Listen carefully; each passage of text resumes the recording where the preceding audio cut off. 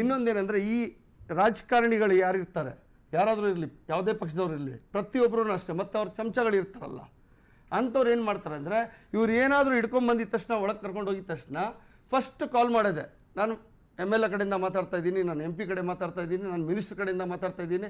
ಅವ್ರ ಕೆಲಸ ಅವ್ರು ಮಾಡೋಕ್ಕೆ ಬಿಡಲ್ಲ. ಮೊದಲನೇದು ಇದೆಲ್ಲ ಚೇಂಜ್ ಆಗಬೇಕು. ಯಾಕಂದರೆ ಅವ್ರು ಹೇಳಿರೋ ಸತ್ಯ ಹೊಡೆದಾಗಲೇ ಗೊತ್ತಾಗೋದು. ಇವಾಗ ಗುಂಡಾಟ ಅಂತ ಹೇಳ್ತೀರಾ, ಎಷ್ಟೊಂದು ಜನ ಇವತ್ತು ಯುವಕರು ಹೆಂಗೆ ಚೇಂಜ್ ಆಗ್ತಾ ಇದ್ದಾರೆ ಗೊತ್ತಾ ನಿಮಗೆ? ಇದೆ ಒಂದು ನಿಮಿಷ ನಾನು ಹೇಳ್ತೀನಿ. ಕಾನೂನಿನಲ್ಲಿ ಈಗ ನೋಡಿ, ಕೇಂದ್ರ ಸರ್ಕಾರದಲ್ಲಿ ಸಂಪೂರ್ಣವಾದ ಮೆಜಾರಿಟಿ ಇದೆ, ಕರ್ನಾಟಕ ಗೌರ್ಮೆಂಟ್ ಅಲ್ಲೂ ಮೆಜಾರಿಟಿ ಇದೆ. ನೀವು ಕಾನೂನನ್ನು ತಿದ್ದುಪಡಿ ತಾನೆ, ನಾವು ಒಪ್ಕೋತೀವಿ ಅದನ್ನ.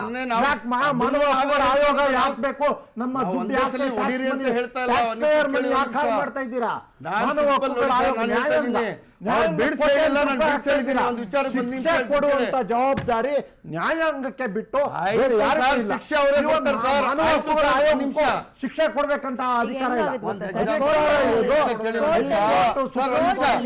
ಇವಾಗ ನಾನು ಎದ್ದು ನಿಮ್ ಕಪ್ಪಾಳ ಕೊಡ್ಬಿಡ್ತೀನಿ, ಶಿಕ್ಷೆ ಆಗ್ಲಿ ಅಂತ ಬಿಟ್ಟು ಕಾಯ್ಕೊಂಡಿರ್ತೀರಾ? ಸರ್ ನೀವು ಕರೆಕ್ಟ್ ಆಗಿ ಚಾರ್ಜ್ ಶೀಟ್ ಹಾಕಿ ಕರೆಕ್ಟ್ ಆಗಿ ಸರ್ ಏನ್ ಮಾತಾಡ್ತಾ ಇವಾಗ ಅವ್ರು ಹೇಳ್ತಾ ಇರೋದ್ರಲ್ಲಿ ಏನ್ ತಪ್ಪಿದೆ? ನೀವು ಕಾನೂನನ್ನು ಬೇಕಾದ್ರೆ ತಿದ್ದುಪಡಿ ಮಾಡಿ ಇಂತಹ ಕ್ರಮಗಳನ್ನು ಮಾಡ್ಕೊಂಡು ಹೋಗಿ.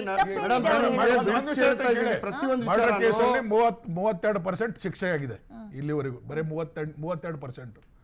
ಉಳಿದವರು ಮರ್ಡರ್ ಆಗೇ ಇಲ್ವಾ? ಯಾರು ಹೇಳಿದ್ರು ಸಾಕ್ಷಿ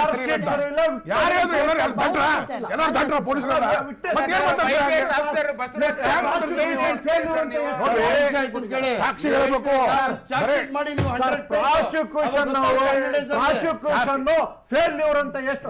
ಒಂದ್ ನಿಮಿಷ ಸರ್, ಕಂಬಳಪಲ್ಲಿನಲ್ಲಿ ಬೆಂಕಿ ಹಚ್ಚಿದ್ರು, 20 ದಲಿತರು ಸತ್ತೋದ್ರು ಜೀವಂತವಾಗಿ. ನಿಮ್ ಚಾರ್ಜ್ ಶೀಟ್ ಸರಿ ಇಲ್ಲ, ನಿಮ್ಮ ಪ್ರಾಸಿಕ್ಯೂಷನ್ ಸರಿಯಾಗಿ ವಿಟ್ನೆಸ್ ಕೊಟ್ಟಿಲ್ಲ. ಯಾಕೆ ಕೊಟ್ಟಿಲ್ಲ ಅಂದ್ರೆ ಯಾಕೆ ಕೊಟ್ಟಿಲ್ಲ ಅಂದ್ರೆ ರಾಜಕಾರಣಿಗಳೇ ಅದಕ್ಕೆ ಕಾರಣ.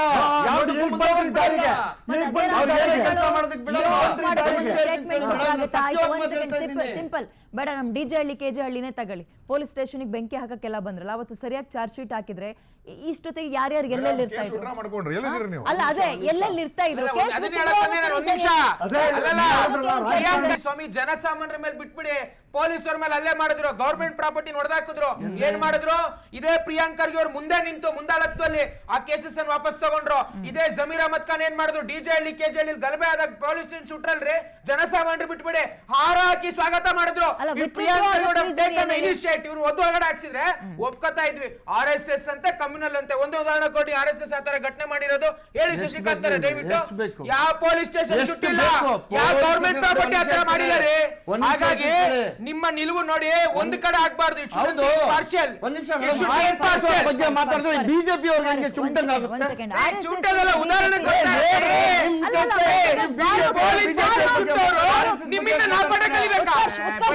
ಫಾರೂಕ್ ಅವರೇ, ಒಂದೇ ಪ್ರಶ್ನೆ ನಾನು ಗೊತ್ತಿಲ್ಲದ ಕೇಳ್ತೇನೆ ಸರ್. ಬರ್ತೀನಿ ಸರ್. ನಾನು ನಿಮ್ಮ ಹತ್ರ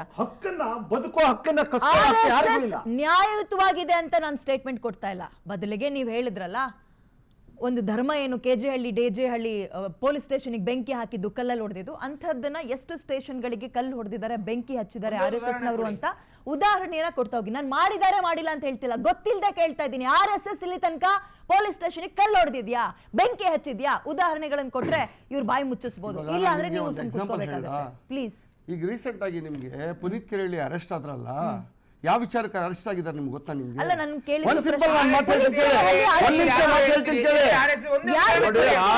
ಅವರು ಒಂದ್ ನಿಮಿಷ ಪೊಲೀಸ್ ಇರ್ಬೋದು, ಒಂದ್ ಹೇಳ್ತೀನಿ ಕೇಳಿ, ಸುಟ್ಟಿರ್ತಾ ಇರ್ಬೋದು. ಆದ್ರೆ ಜನಲ್ಲಿ ನೀವೇನ್ ಧರ್ಮ ದಂಗಲ್ ತಗೊಂಡ್ ಬರ್ತೀರಲ್ಲ, ಉದಾಹರಣೆಗಳು ನಿಮ್ಮ ಹತ್ರ ಇಲ್ಲ ಅಂತ ಹೇಳಿ.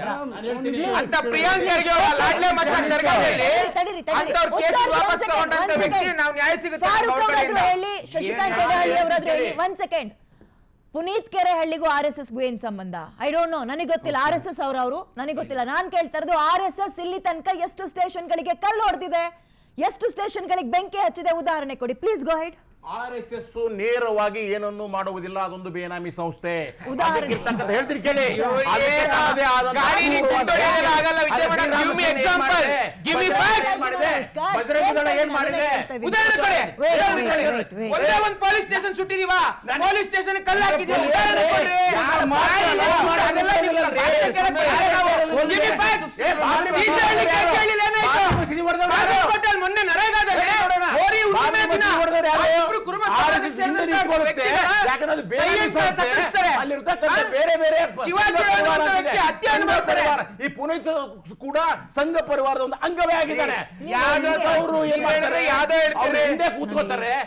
ಮಹಾತ್ಮ ಗಾಂಧಿ ಕೊಂದವರು ಯಾರು?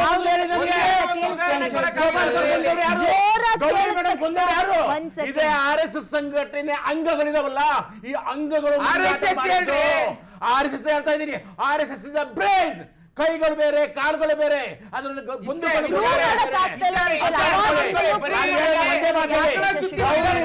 ಕೊಂದವರು ಯಾರು? ಕೇಳಿಸ್ಕೊಳ್ಳಿ ಇಲ್ಲಿ. ಮಹಾತ್ಮ ಗಾಂಧಿಯನ್ನು ಕೊಂದವರು ಯಾರು?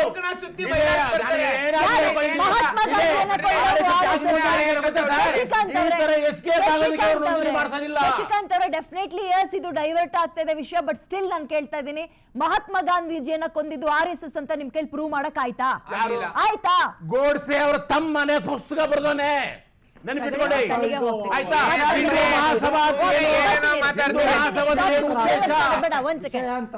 ಸರ್, ಈಗ ಅರಣ್ಯ ನ್ಯಾಯ ಕೊಲೆ ಅಂತ ಮಾಡಿಸೋದು, ಆಮೇಲೆ ನಮಗೆ ಅದಕ್ಕೆ ಸಂಬಂಧ ಇಲ್ಲ ಅಂದ್ಬಿಡೋದು. ಅರಣ್ಯ ನ್ಯಾಯ ಅಂತ ಒಂದು ಪದ ಇದೆ. ಉದಾಹರಣೆ ಅಂದ್ರೆ ಕೊಡಕ್ಕಾಗಿಲ್ಲ ಒಂದ್ ಅವ್ರ second ಕೈಯಲ್ಲಿ. ಬೇಡ, RSS ವಿಷಯ ಅಲ್ಲ ಇವತ್ತು. ತಡೀರಿ. ಶಶಿಕಾಂತ್ ಅವರೇ, ಒಂದ್ ಸೆಕೆಂಡ್. ಇಷ್ಟೊಂದು ಯಾಕೆ ರೊಚ್ಚಿಗೆ ಬಿಡಿ? ಸ್ಟೇಷನ್ ಸುಟ್ಟಾಕಿದ್ರೆ ಅಥವಾ ಕಲ್ವಡಿದ್ರೆ ಮಾತ್ರ ಅದು ದೇಶದ್ರೋಹ ಕೆಲಸ. ದೇಶದ್ರೋಹ ಅಲ್ವಾ? ಒಬ್ಬ ಜನಪ್ರತಿನಿಧಿಯ ಮನೆ ಸುಟ್ಟಾಕ್ತೀರಿ ಅಂತಂದ್ರೆ ಅದು ದೇಶದ್ರೋಹ ಅಲ್ವಾ? ಧರ್ಮದ ಬಗ್ಗೆ ಅವ್ರನ್ನ ಊಟಕ್ಕೆ ಸ್ವಾಗತ ಮಾಡ್ತೀರಾ ನೀವು? ಹೇಳಿ, ನಿಮ್ಮ ಧರ್ಮದ ಕಲಿಬೇಕು. ಹೇಳಿ, ಕುತ್ಕೊಳ್ಳಿ, ನೋಡಿದೀವಿ.